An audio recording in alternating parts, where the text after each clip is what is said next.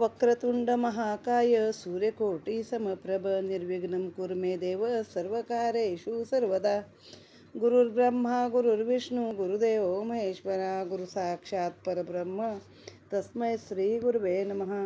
ब्रह्मानंदं परमसुखदं केवलं ज्ञानमूर्तिं द्वन्द्वातीतं गगनसदृशं तत्त्वमस्यादिलक्ष्यम् एकं नित्यं विमलमचलं सर्वभिः साक्षिभूतं भावातीतं त्रिगुणरहितं सद्गुरु त्वं नमामि।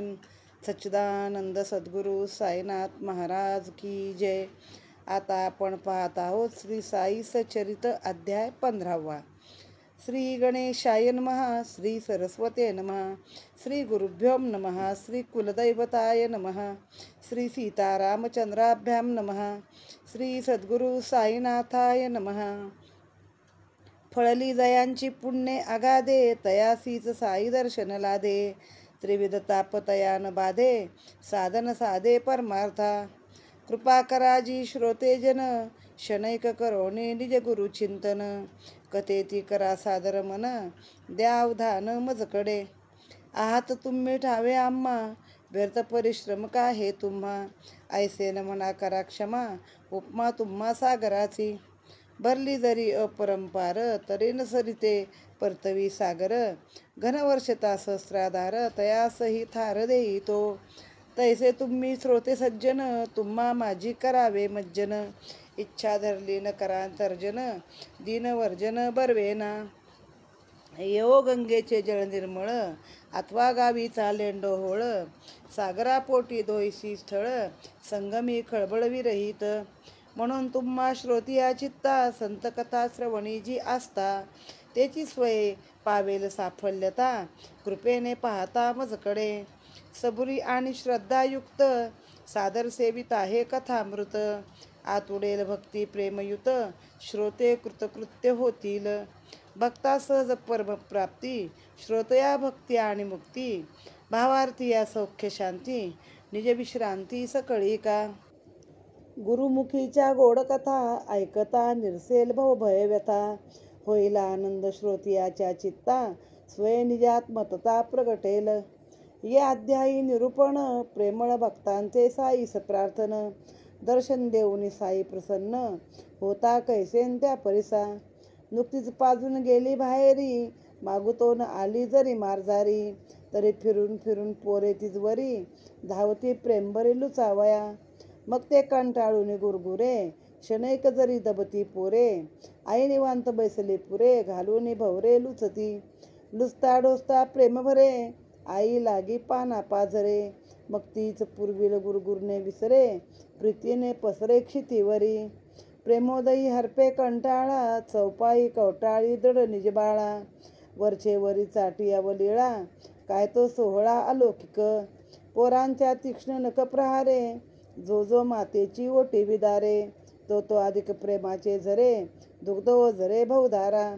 जैसी त्या बाळांची अनन्य भक्ती मातेशी करी दुग्ध उत्पत्ती। तैसीच तुमची साई पदशक्ती द्रविल चित्ती साई ते। एकदा हरिभक्त परायण दासगणूंचे सुश्राव्य कीर्तन।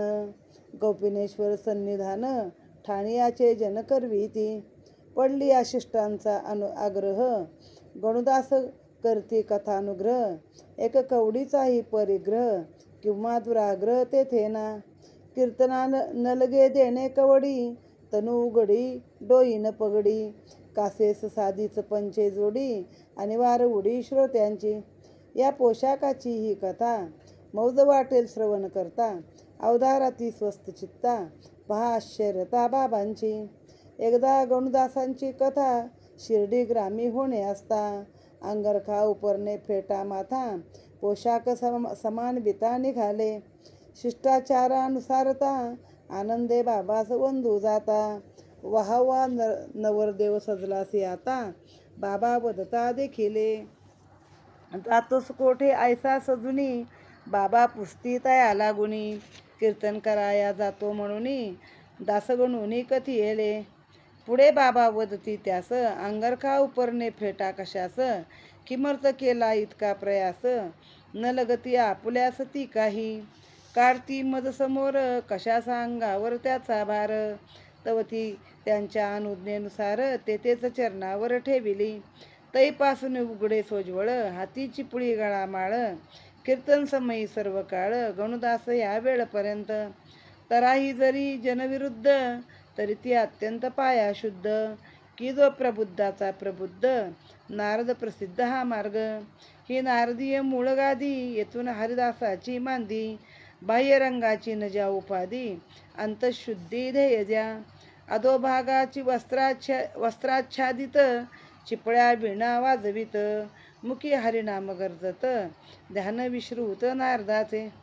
साई समर्थाचे कृपेने स्वयरचुनी संतांची आख्याने मोलाविन करती कीर्तने ख्याती तेने पावले. उल्हास साई भक्तीचा दासगणूने विस्तारेला साचा वाढविला साई प्रेमरसाचा स्वानंदाचा सागर. भक्त शिरोमणी चांदोरकर तयाचेही अनंत उपकार. साई चरण भक्ती विस्तार कारण साचार हे मूळ. दासगणूंचे इकडे येणे एक चांदोरकरांच्या कारणे. जागोजाग तयांची कीर्तने साईची भजने चालली. पुणे नगर सोलापूर प्रांती पूर्वीच महाराजांची ख्याती. पर्या कोकणच्या लोकाप्रती लाविली भक्ती या दोघी. मुंबई प्रांती जी साई भक्ती तियेचे मूळ या दोन व्यक्ती. साई महाराज कृपामूर्ती तयांचे हाती प्रगटले. श्री कौपिनेश्वर मंदिरी साई कृपेच्या कीर्तन गजरी. हरिनामाच्या जय जयकारी उठली लहरी चोळ करा. नेहमीप्रमाणे आधी सरस्वती गणपती श्री गुरु कुलदेवता आणि सीतारामचंद्र यांना नमन करून सद्गुरू साईनाथांना नमन करून या अध्यायाला सुरुवात केली आहे. तर श्रोत्यांना सांगतात ते की कथेला मन तुम्ही ठेवा हो, माझ्याकडे लक्ष द्या. तुम्ही आहात हे मला माहीतच आहे. तर तुम्ही म्हणाल की आम्ही आहोतच ना, आम्ही ऐकतोच आहे ना तुमचं, मग तुम्ही कशाला हे सांगायचे परिश्रम करता. तर म्हणे मी तुम्हाला सागराची उपमा देतो आहे की सागर जरी किती भरला तरी कुठल्या नदीला परत पाठवतो का? नाही. नदीलाही सामावून घेतो, ओहोळालाही सामावून घेतो आणि धुवाधार पाऊस बरसला तर त्यालाही सामावून घेतो. तसे तुम्ही संत श्रोतेजन आहात, तर तुम्ही सगळ्या गोष्टी असं मन लावून ऐका म्हणे. त्याच्यामध्ये कुणाला काही दिनाला तुम्ही माझ्यासारख्या कथा सांगणाऱ्या दिनाचा तुम्ही धिक्कार करू नका, निर्भत्सना करू नका, तर आवडीने तुम्ही ही कथा ऐका. मग बाबा कसे होते त्याचं एक सुंदर उदाहरण दिलेलं आहे की मांजरीनं आत्ताच आपल्या पिल्लांना दूध पाजलं आणि बाहेर गेली आणि परत आली की पिल्लं लागली परत मागं दूध पाहिजे म्हणून. मग ती तात्पुरती गुरगुरते हो त्यांच्यावरती रागाने. मग पोरं पण जराशी घाबरतात. पण आई निवांत बसले की पुन्हा पोरं तिथं लुचायला जातात. मग त्याने असं लुचताना ढुशा मारताना त्या आईला पण पाना फुटतो. ती पण निवांत हळूहळू धरणीवरती पसरते आणि पिल्लं पित राहतात. मग ते अगदी आपल्या चारी पायांमध्ये त्या पिल्लांना कवटाळून घेते व त्यांची तीक्ष्ण नखं जरी आईला लागली तरी तिला भरपूर दुधाच्या धारा येतात. तसं तुम्ही जर तेवढ्या पिल्लांसारख्या भक्तीनं मातेला हे कराल तर मग त्या साईंना पण तुमच्यासाठी भरपूर कृपा येईल. आता इथं आपल्या ठाण्याचंच उदाहरण दिलं आहे मंडळी. कौपिनेश्वर हे मंदिर आजही ठाण्यात प्रसिद्ध आहे आणि मुंबईतली गुढीपाडव्याची शोभायात्रा ठाण्यातली हे कौपिनेश्वर न्यासच काढतात. तर तिथली आता कथा इथं दिलेली आहे. दासगणू हे देखील साईंचे मोठे भक्त आणि कौपिनेश्वरला एकदा ते कीर्तन करण्यासाठी आले. तर त्यांचं रूप कसं बघा, साधारण कीर्तनकार म्हणलं की अंगावरती चांगलं ते त्या काळातलं काय म्हणतात बंडी किंवा बाराबंदी, त्याच्यावरती एक चांगलं उपरणं, डोक्याला एक पगडी, खाली एक चांगलं व्यवस्थित सोनकाडीचं धोतर असं असतं. पण ह्यांच्या कमरेला फक्त पंचा असायचा. असं का?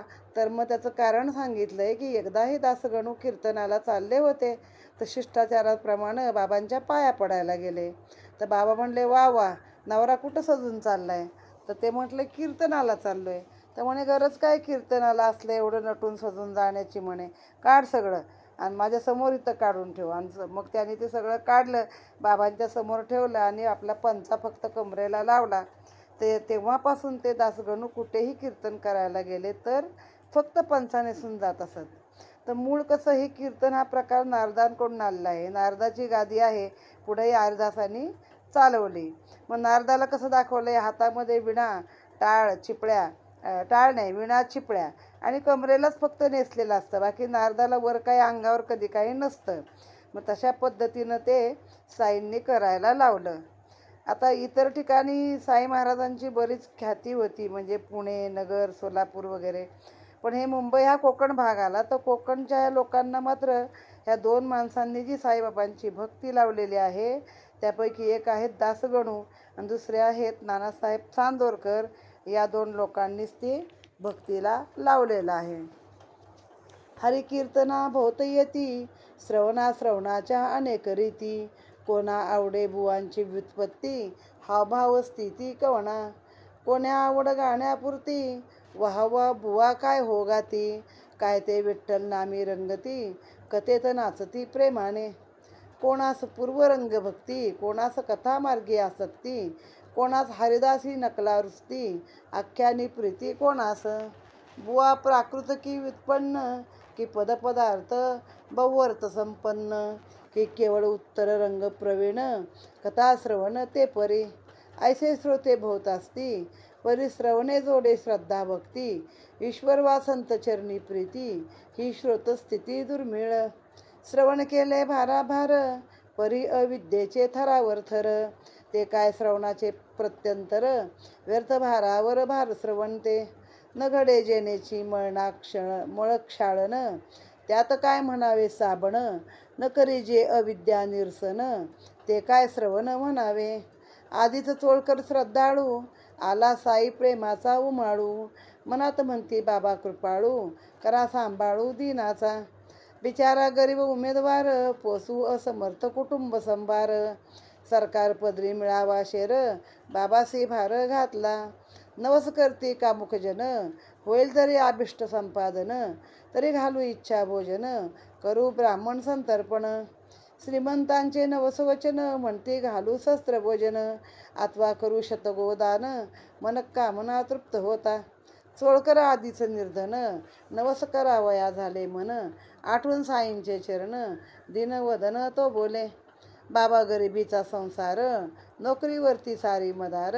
कायमचा व्हावया पगार, परीक्षा पसार हो लागे. परिश्रमांती केली तयारी, पास होण्यावर भिस्त सारी. नातरी गाठीची भाकरी, उमेदवारी जाईल. झालो जर कृपेने पास, जर तर होईना आपल्या पायी सादर. वाटीन नावाने खडी साखर, हाची निर्धार पै माझा. येणे परी नवस केला, मनाजोगा आनंद झाला. नवस फेडाया विलंब लागला, त्याग केला साखरेचा. वाटेत गाठीस काही व्हावे, रिक्त असते कैसे जावे.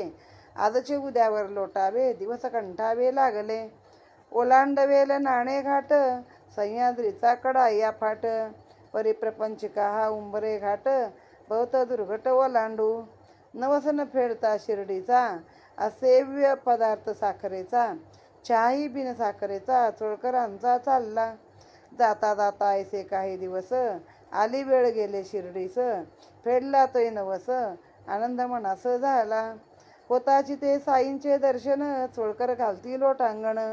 वंदोन या बाबांचे चरण, आल्हादी परिपूर्ण ते झाले. मन करून या निर्मळ, वाटती साखर अर्पिती श्रीफळ. म्हणती आजी मनोरथ सकळ, झाले सफळ की माझे. आनंदले साई दर्शने, सुख झाले संभाषणे. होते चोळकर जोगाचेच पाहुणे, आले जाणे जोगांकडे. जोग उठले पाहुणे निघाले, बाबा जोगास वदते झाले. पाजी यास चहाचे प्याले, भले भरले साखरेचे. खुनेची अक्षर पडता कानी, चोळकर चमत्कारले मनी. आनंद अश्रू आले नैनी, माता चरणी ठेविला.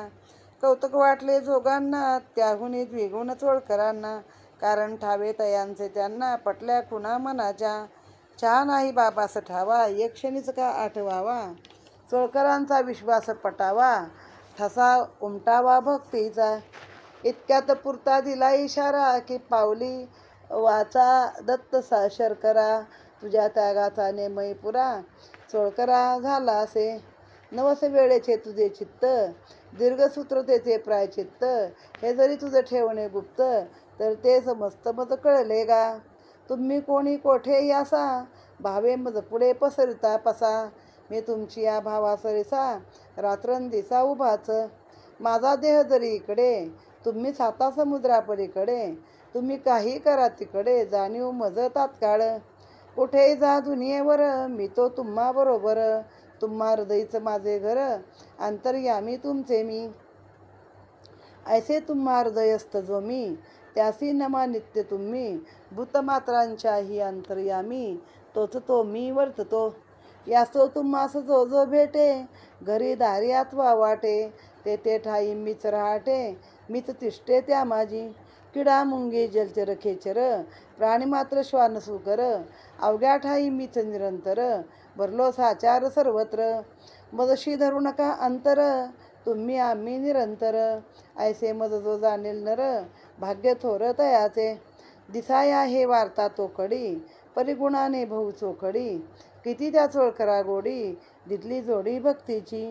होते जे जे तया अंतरी, ते बाबांनी येणे परी, दाविले तयासी प्रत्यंतरी, काय कुसरी संतांची. बोलसी बाबाचे अनमोल, भक्त हृदयी शिरती सखोल, प्रेमच मळ्यास आणती ओल, भक्तीस डोल दाविती.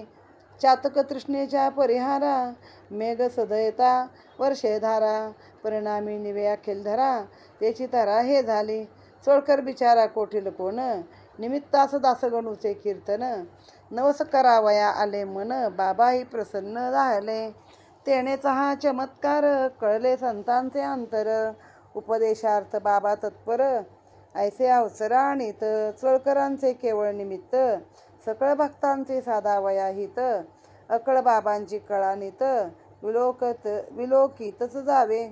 ऐसीच आणि कला वर्णन, मग हा अध्याय करू पूर्ण. कैसा केला प्रश्न, की तन्निरसन बाबांनी. आता त्या दासगणूंचं कौपिनेश्वराच्या मंदिरामध्ये कीर्तन होतं आणि मग तिथे हे चोळकर नावाचे ग्रस्त ऐकायला गेले आणि तिथं त्या चोळकरांनी मनात नवस केला. मग त्यांना एकदम बाबांबद्दल भक्तिभाव वाटला. बाबांना बघितलेलं नव्हता तरी पण भक्तिभाव वाटला आणि म्हणे, बाबा मला एक परीक्षा आहे कारकुनाची आता म्हणे, आता ती जर मी नाही दिली तर मग मला त्यातनं पदावरनं काढून टाकतील आणि माझा एवढा कुटुंब कबिला आहे, मी कसा चालवू, माझ्याकडे काय नाही आहे, माझी नोकरी बरंच सारी मदार आहे, तर मग तुम्ही मला पास करा. म्हणजे थोडक्यात असा नवस केला की मी तुमच्या नावाने येऊन तिथं खडीसाखर वाटेन. मग त्याच्यानंतर झाले, चोळकर पास झाले, नोकरीत परमनंट झाले, सगळं झालं. पण हा बाबांचा नवस फेडायला उशीर लागत होता. आता त्याने उदाहरण दिलं इथं की एक वेळ नाणेघाट ओलांडता येईल, परंतु ह्या उंबराचा जो घाट आहे, घराचा उंबरा, तो काही लवकर ओलांडत नव्हता. ओलांडवेल नाणेघाट, सह्याद्रीचा कडा या पाट, प्रपंचिका हा उंबरे घाट.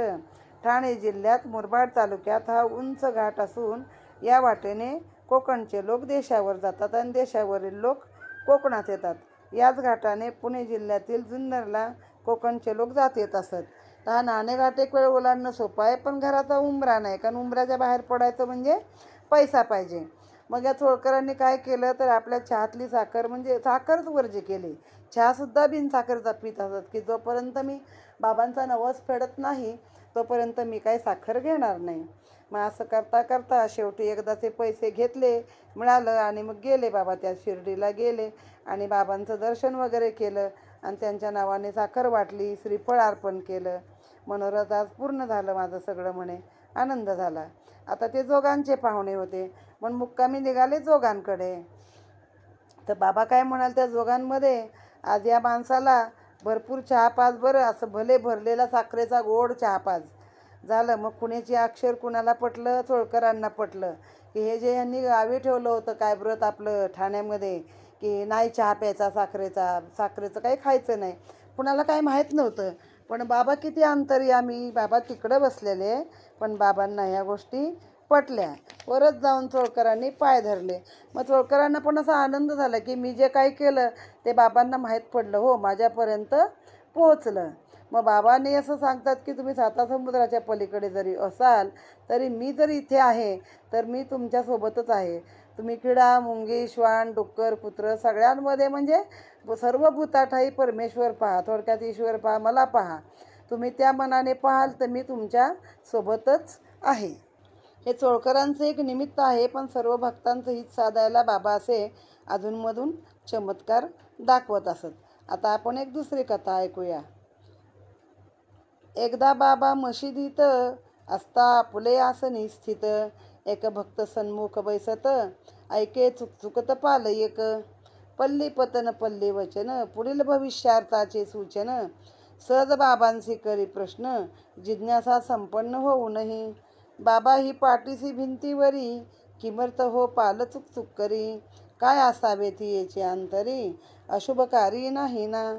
तयास बाबा झाले बदते, पालिस आले आनंद भरते, की औरंगाबादेहून येते बहीण येथे भेटावया. आधी पाल तो जीव काय, तिला कैचे बाप माय, कैची बहीण कैचा भाय, संसार व्यवसाय काय तिये. म्हणून बाबा हे काहीतरी बोलले विनोदे प्रतिउत्तरी, ऐसे मानून या अंतरी स्वस्त क्षणभरी बैसला. इतक्यात औरंगाबादेहून ग्रस्त एक घोड्यावरून आला घ्यावया बाबांचे दर्शन. बाबा तै स्नान करीत, तयास जाणे होते पुढे, छंदी वाचून चाले ना घोडे, हरभरे विकत घ्याया थोडे, बाजाराकडे चालला. पालीचा प्रश्न विचारणारा, साश्चर्य पाहे नव सौदागरा. इतक्यात त्याने काकेचा तो बरा, झटकला कचरा झाडावया. उपडा आपटताच क्षितीवर, पाल एक पडली बाहेर, घाबऱ्या धावली सरसर, नजरेसमोर सकळांच्या. प्रश्न पुसत्या बाबा वदती, आता लक्ष ठेवी तिजवरती, पालीची ती बहीण हीच ती, पाचमत कृती ती याची. तिजी तेथून निघाली तडक, ताई करीत होतीच चुकचुक, धरून या त्या आवाजावर रोख, चमकत ठुमकत चालली. बहिणींची ती गाठ, बहुता दिसी झाली भेट, चुंबिती मुख आलंगिती दाट, प्रेमाचा थाटा अनुपम. एकमेकीस घालीत गिरक्या, आनंदाने मारित भिरक्या, गेल्या उभ्या आडव्या तिरक्या, स्वच्छंद फिरक्या मारित. कोठे ते औरंगाबाद शहर, कोठे शिर्डी हा काय प्रकार, कैचा बाबा यावा औचित हा स्वार, पालही बरोबर तयाच्या. असेल पाल औरंगाबादी, शिरली असेल तोपऱ्यामधी, पर त्या प्रश्न उत्तरासंबंधी कैसी ही संधी पातली. पाल काय चुकचुकावी, प्रश्नस्फूर्ती तो काय व्हावी, अर्थोपत्ती काय कथावी, प्रचिती यावी तत्काळ. ऐसा हा योग अप्रतिम, विनोदावर सार्वत्रिक प्रेम, संत साधन योजनी अनुपम, भक्तक्षेम वाढविती. पहा येथे जिज्ञासू नसता, अथवा कोणीही न प्रश्न पुसता, कैसा साईंचा महिमा समजता, कोणास कळता हा अर्थ. अनेक वेळी शब्द करता, अनेक पाले ठाव्या समजता, कोणी पुसे त्या शब्दाच्या अर्था, अथवा वार्ता तयांची. सारांश हा जगाचा खेळ, सूत्रे गुप्त आणि अकळ, कोणास व्हावी तरी अटकळ, आश्चर्य सकळ करतात. उलट या पाली शब्द करता, दर्शविते की अनर्थ सूचकता. कृष्ण कृष्ण वाचे म्हणता, टळते अनर्थता जन वदती. असे नाका कैसी व्युत्पत्ती, परंतु काही चमत्कृती, भक्त जडवावया निज पदाप्रती, उत्तम ही युक्ती बाबांची. वाचील दोहा अध्याय आदरी, अथवा नेमाने आवर्तन करी, तयाचे संकट गुरुराय निवारी, खूण अंतरी दृढ बांधा. अनन्य भावे चरणी माथा, जो तो वाही तत्व, तयासी तत्वता, त्राता त्राता पाता अभयदाता, करता हरता तोच एक. अंतर मानू नका येथ, ऐसाच आहे हा साईनाथ, निजानुभवाचा गुह्य भावार्थ, भक्त कल्याणार्थ मी कथतो. जगी संपूर्ण मीच एक, तुझे न मजविण काही आणिक, नाही केवळ हाची लोक, अखिल त्रैलोक्य मीच मी. ऐसे आदितत्व येणेस पुरे, अद्वैतीयत्व यांची अद्वैतीयत्व जेथेस पुरे, तेथे भयाची वार्ताही नुरे, निराभिमाने निरहंकारे, चिन्मात्र सारे भरले जा. हे माडपंथ साईसी शरण, सोडून येणे क्षण एक चरण, की मी त्यात आहे संसार तरण, गोड निरूपण अवधारा. पुढील अध्यायी कथा प्रसंग सुंदर, निर्माण करतील साई गुरुवर, ब्रह्मज्ञान कैचे वाटेवर, चिटकी वारी जन मागे. कोणी एक लोभी जन, पुसेल साईसी ब्रह्मज्ञान, ते तयाचेच खिशातून देतील काढून महाराज. श्रुती परिसता हे कथानक, दिसून येईल बाबांचे कौतुक, लोभ सुटल्या वाचून निष्ठंक, ब्रह्मनिशंक प्राप्य. कोण तयाचा अधिकारी, तयाचा कोणीही विचार न करी, कोणतेही प्राप्त कैशियावरी तेही विभरतील महाराज. मी तो तयांचा दासानुदास पदर पसरितो की आस की हा साई प्रेम विलास आते उल्हासे परसाजी. चित्तही होईल प्रसन्न लादेल चैतन्य समाधान म्हणून श्रोता द्यावे अवधान संत महिमान कळेल. स्वस्ती श्री संत सज्जन प्रेरिते भक्त हे माड पंत विरचिते. श्री साई श्री साई समर्थ सच्चरिते सोळकर शर्करा आख्यान नाम पंचदशोऽध्याय गोढा. श्री सद्गुरु साईनाथार्पण नमस्तू. एकदा बाबा मशिदीमध्ये बसले होते तर पालीने चुकचुक केली. साधारणतः पालीचं चुकचुकणं हे अशुभ मानलं जातं ना. तर समोर बसलेल्या माणसाला काय वाटलं तर त्याने विचारलं, बाबा ही पाल का चुकचुक करते, काही अनर्थ आहे का तिच्यामुळं? तर बाबा म्हणले, काय नाही, तिची बहीण येते औरंगाबादवरनं इथं भेटायला. आता त्या माणसाला वाटलं बाबा विनोदच करतात, कारण मुळात पाल हा केवढा जीव, त्याला कसले मायबाप, कसली बहीण, कुठला संसार. बाबा म्हणे आपलं विनोदाने बोलत आहेत, जाऊ दे म्हणे. मग ते आले, बाबा स्नान करायला गेले. तेव्हा एक ग्रस्त औरंगाबादेवरून आलेला बाबांचा दर्शन घ्यायला. बाबा स्नान करत होते, त्याला पुढं जायचं होतं. मग आता बाबांचं दर्शन होईपर्यंत घोड्याला चंदी घातली पाहिजे ना, चंदी वाचून काय घोडं हालत नव्हतं. मग थोड्या हरभरा विकत घ्यावा म्हणून तो बाजाराकडे निघाला. आता त्याने काय केलं, ते झटकलं, ते जे पोतं होतं तोबऱ्याचं ते झटकलं की बाबा काय असेल तर कचरा खाली पडेल. तर त्या पोत्यातून एक पाल बाहेर पडली आणि घाबऱ्या घाबऱ्या भिंतीवरती गेली. आता ती बाबांनी पण बघितली, तिथल्या सगळ्याच लोकांनी बघितली, प्रश्न करणाऱ्याने पण बघितली. सगळ्यांच्या समोर ती पाल भिंतीवरती चढली. बाबा म्हणले, मागाशी विचारलं होतंस ना, ती हीच तिची बहीण आहे म्हणे, तिला किती आनंद झाला आहे बघ म्हणे. ती खरंच त्या चुकचुकत्या आवाजाच्या रोखाली गेली. ती ताई आपली चुकचुकत होती आधीच. मग दोघींनी एकमेकीभोवती गिरक्या घेतल्या, फिरक्या घेतल्या, चुकचुक चुकचुक आवाज केला. म्हणजे बाबांच्या विनोदात पण ते कसं त्यांनी दाखवून दिलं. आता प्रत्यक्षात पाल ही कित्येक वेळा चुकचुकत असते. आपण म्हणतो अशुभ आहे, कृष्ण कृष्ण म्हणतो आणि गप्प बसतो. पण इथं त्या प्रश्नकर्त्याला काय इच्छा व्हावी विचारायची की बाबा या पालीचं काय म्हणणं आहे. त्याशिवाय बाबांचा महिमा कसा कळला असता लोकांना. आणि मग ती पाल आली, बहिणीला भेटली. तर म्हणजे बाबांनीच ते एक प्रकारे भक्ताच्या मनात इच्छा निर्माण केली ना प्रश्न विचारायची. आणि असं करूनच ते आपल्या भक्तांना जवळ आणत असत. हा अध्याय जो नित्यनेमाने वाचेल तर त्याच्यावरती बाबांची भक्ती राहील, त्याचं सगळं संकट दूर होईल. तर सगळीकडे जगात मीच भरलेलो आहे, जसं ब्रह्म सगळीकडे तसं मी आहे, असं बाबांनी एक प्रकारे दर्शवून दिलेलं आहे. आणि अशा रीतीने इथे हा अध्याय समाप्त झालेला आहे. सच्चिदानंद सद्गुरू साईनाथ महाराज की जय.